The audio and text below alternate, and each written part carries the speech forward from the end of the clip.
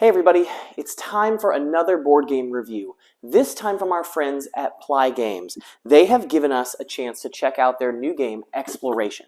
Exploration is a space race game where you and your opponents will be working to explore the reaches of the known solar system. You'll be looking to move to the Moon and Mars and Venus, Jupiter and its moons, and even beyond.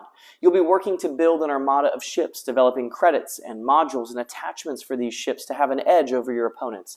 You'll be then taking those modules and planting them in an area control-like fashion across the board, trying to stake your claim as the most trustworthy and successful corporation on Earth to go and explore the stars. There's a lot to this exciting and unique game, and I'm excited to jump in and share it with you at the table. So let's go ahead and learn how to play Exploration.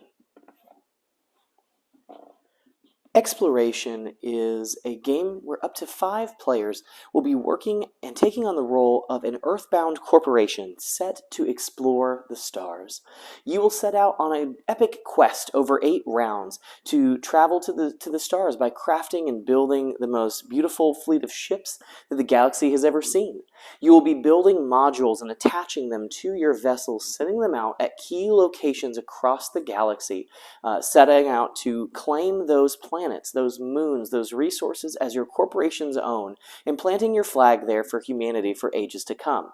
You'll be building out humanity's future by placing these modules on planets in an area control-like fashion, where at the end of 8 rounds you will be gaining points, victory points, based on the type of modules you planted, where you planted them, and how many of those you were able to plant on those particular resources. Now, you'll notice the board is busy. There's a lot going on here, but effectively things break down to some pretty simple features. Over the course of each round, you will be gaining credits, which are the most common resource in the game, and gaining a technology level and experience for your particular corporation faction based on Earth. From that, you will be deploying, buying, and equipping ships that you will launch from Earth and then send throughout the stars. Those ships will travel across the gridded map based on their velocity and overcome obstacles based on their maneuverability. Through this, they will be equipped with modules based on their specific key locations. Each location around the board has different requirements and wants different things planted on it. And you'll be taking those modules and delivering them to those locations while trying to outmaneuver your opponents, outdamage your opponents, and potentially steal positions around the board from your opponents. All this will be done round to round until the 8th round, at which point you'll tally up the number of victory points you have from destroyed beacons, planted beacons, and your total ships, any abilities that you've built and developments that you have created along the way. Again, this is a large-scale showing of what to expect in a game and what things could look like as you play through a game. But let's go ahead and zoom in a little bit and talk about some of the key components that make this game work and what you can expect to find when you jump in and play. Here we have a zoomed-in view of 2 of the different player faction boards in the game. Player faction boards do have some asymmetry in them at the beginning of the game, giving them a unique feel and start.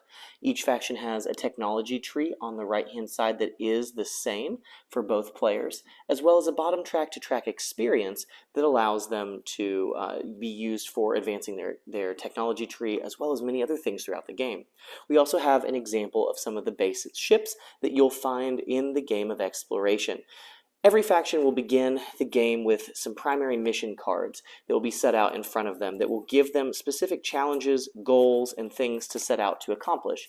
This will help drive your faction and give you bonus opportunities to score victory points at the end of the game. Every turn of the game, players will have a chance to increase their technology track by spending experience or credits, which I mentioned before are the predominant resource of the game. You will be collecting credits for various actions throughout the game and be able to spend it to do almost every important action, so make sure that you think about your economy and plan accordingly. Once you've upgraded your technology, if you so choose, you will be able to choose to do a few different actions. You'll be able to look to purchase maneuvers and developments, and then purchase ships. We'll talk about maneuvers and developments in detail here in just a moment, but I wanted to again give you a look at some ships. Ships have some really fascinating statistics that you'll want to make sure you understand. Every ship has a unique setting or class that it comes with, which is some form of a unique ability, as well as its maneuverability or velocity, maneuverability, and then requirements to purchase. So if I wanted to purchase the DSS Titan, my tech level would need to be 1, and I would need to spend 6 credits, whereas the Odysseus here requires a tech level of 2 and 8 credits. So we can make some assumptions that perhaps the Odysseus has something more to offer to a more technologically advanced player. Beyond that, you're able to look at the amount of spots or cargo slots that that particular vehicle has. Cargo slots will hold different types of modules, like these drills and telescopes and orbital satellites, as well as potentially just upgrades to their statistics, such as additional velocity or additional energy. At the bottom, you'll see on the track we have the resistance or health of that ship, as well as its energy. Energy is used for maneuvering, activating abilities, attacking. Almost everything requires energy if you're wanting to do something unique in the game of exploration. Velocity will determine how fast and far, how many circles your ship will move on the large overmap, as well as some other unique things for evading other players. Maneuverability is what will allow you to overcome obstacles or get around traps that other players may lay on your orbital paths as you move around the board. As I mentioned before, these cargo slots are what will hold both your modules and any kinds of upgrades that you want to slot on your ship. Once your ship is built, you'll be able to pay to put these modules on your vessel, but you'll want to plan accordingly.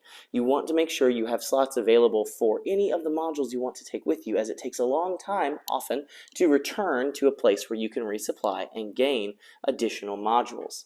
We'll look more at exactly how modules work and how deployment works on the overmap in just a minute, but the thing you want to know is that different places on the board require different types of modules. The moons of Venus, for instance, or of Jupiter, excuse me, require drills. You may want to think about loading up on drills before you head all the way out there if you're wanting to deploy multiple modules with a ship that may have additional cargo slots. Now, as I mentioned, one of the next big things you'll do in a turn of exploration is you'll look at mobility, maneuver cards, and development cards. So let's take a look at them and understand a little bit about what they bring to the table. In every round of exploration, there will be 5 available maneuver cards and development cards.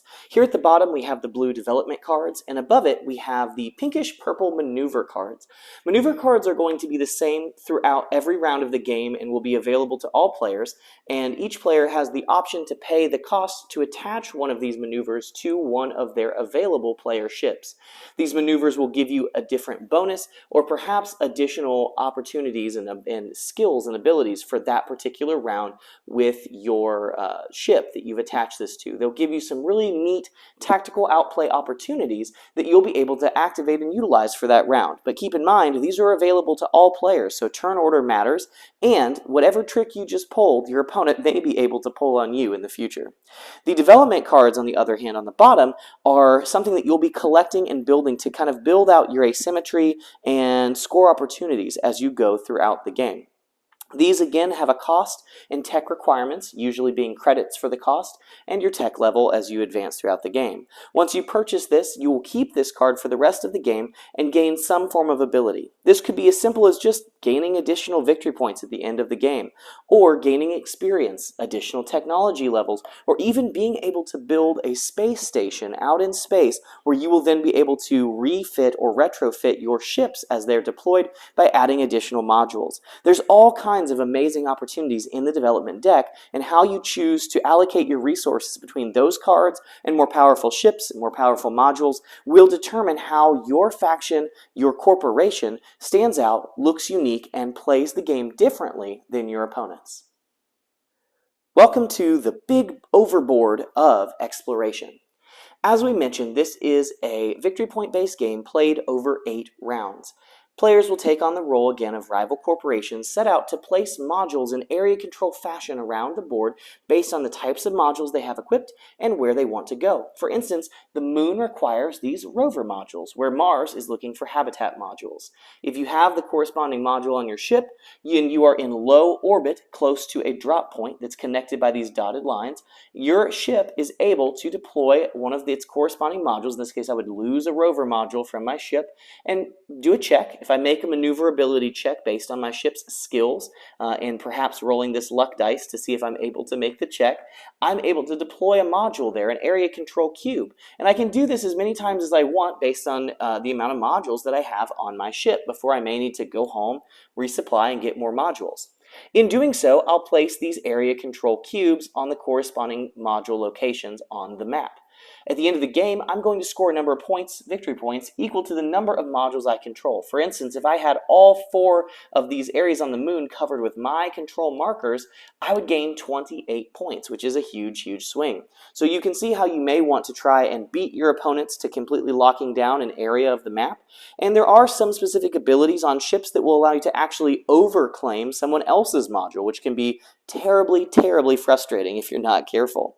There are very cheap, easy to use modules that will allow you to actually just deploy them behind your ship in space, these small little satellites. There are large-scale telescope satellites at specific locations around the board worth points as well. There's all kinds of ways and strategies that you can play, even employing sabotage and treachery. As you travel, you'll notice these large kind of main areas that you'll need to travel to go to some of the more outscale planets. In doing so, you kind of have locked yourself into a large, long, linear piece of movement. Players have the choice to equip traps on their ships as well that they can deploy behind their ship to kind of be a pain to anybody who would want to travel behind them. These traps have varied maneuverability checks on them, and players will need to, if they try to overcome that trap, run into that trap, need to overcome a maneuverability check based on that trap. If they don't, they'll take damage. Yes, you can take damage and even lose your ships in this game, and if you are another player, you can equip laser guns and energy rays that can actually do ranged attacks on other ships, and you'll gain points if you actually destroy someone else's vessel in this game. There's lots of things happening in the world of exploration. Some of them good, some of them can be very, very negative. But there's lots of fun to be had. Now again, you saw on the overmap there are other planets. There's Venus that requires balloons, and there's Jupiter and its moons that require drills. So there can be lots of ways and paths that you can choose as a player in this game. But the predominant rule is you'll be equipping your ships with modules, traveling out, and attempting to place them on the varied planets to score points at the end of the game. If you decide you want to be hostile and destroy other pieces' area control modules and try to damage other people's ships before they can achieve their objectives, so be it. That can be very lucrative in this game. Or it can set you up for failure if your opponents are swift enough or defensive enough to overcome your attacks. And that, in a nutshell, is everything you need to know to understand what's in the box and how exploration plays. But what did I think about it? Well, I'll be honest, once I jumped into the rulebook and started looking at this title to play, I was a bit overwhelmed. There's a lot going on. There's a lot of symbology on the board. There's a big key. It's just a different, unique game, and it took me a bit of a read to get through the rulebook and understand exactly what happened. Thankfully, the rulebook is great. It has good illustrations and examples of how things work and interplay, and once I understood how everything works and played through a game of exploration, I loved it. I was able to understand how your turns flow, and they're honestly quite simple. You're able to kind of flow through your actions and your choices, and you have some really great variability and options available to you as you play. Just kind of learning the key and what the strategy and structure of the game is took a moment for me to get into. But once I kind of bit off that large chunk of information, I really enjoyed what is set out before you here at the table. This is a space race area control game where there are multiple paths and strategies to victory, setting traps on long routes, building the right modules and keys, and maneuvering your ships as best you can is a really fun puzzle and really enjoyable, especially at higher player counts. I could say that this game gets a little dry on the lower player count range because you could just kind of be in the void together, but with 5 players, you're bound to rub shoulders and bump into people, and it's really fun, engaging, and unique. Area control in space like this with limited player interaction is just the right pepper to keep this game exciting, engaging, and makes you kind of want to come back and try different play styles, going to different planets and doing different things. There's a lot packed into exploration. There's a solo mode, a cooperative mode against a giant asteroid, and the main competitive mode. All of that packed into this medium-sized box brings a lot of enjoyment and fun, and it'll keep bringing you back to the table. I'm confident of that. So if you're in the market for a space race style game, I would encourage you to check out Exploration. I think it's one that you might enjoy and that your group would enjoy as well. Thank you for coming to Meeple Mountain for all of your board game related needs. I hope you'll continue to do so. I'd encourage you to hit the like and subscribe button, hit the bell, make sure you're getting notifications about the new content that we're putting out, because we're trying to put out new content all the time. There's just so much exciting going on out there that we want to share with you. I hope you'll continue to refer to us and come back to us time and time again, as we love having you guys here. And as always, happy gaming. Thanks for checking out this video. I hope you enjoyed it. Check out these links to find some other games you might want to bring to the table. This is Tyler Williams, signing off.